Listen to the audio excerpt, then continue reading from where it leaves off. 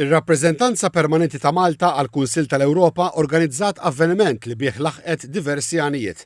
L-Ambaxxatur Francesca Camilleri Vettiger spjegat li t-tifkira tal-Festa Nazzjonali tal-Indipendenza ta' Malta l-ewwel nett laqqet flimkien lil madwar 15-il persuna minn Malta li jgħixu Strasburgu.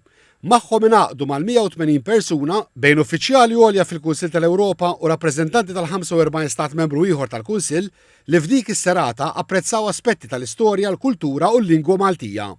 L-Ambaxxatur Camilleri Vettiger qalet li din kienet opportunità tajba ħafna tminxur il-bogħod minn meta Malta se jkollha għar-raba' darba f'60 sena il-Presidenza tal-Kunsill tal-Ewropa.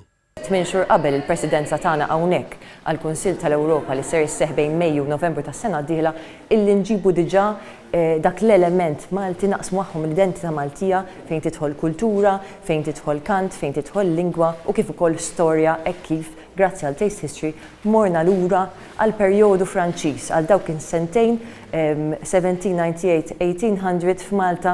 Għal dan il-għan ġie esebit manuskritt oriġinali li jinsab fil-kollezzjoni ta' Heritage Malta li għandu rabtiet mal-Belt ta' Strasburgu, kif jispjega l-kuratur Liam Gauci. Il-Marsejjeż, l-innu nazzjonali Franċiż, kien miktub propju hawnhekk ġewwa Strasburg. U fil-kollezzjoni nazzjonali għandna innu nazzjonali li kien indaq fl-1798 eżattament fi żmien il-Franċiżi miktub bil-Malti iva bil-lingwa tagħna 200 sena ilu kien hemm din il-kanzunetta patriottika.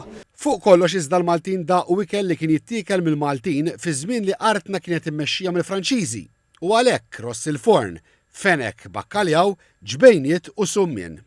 Fl-isfond il-kant tal-widna assoċjat ma' Malta minn membri ta' Kor Malta.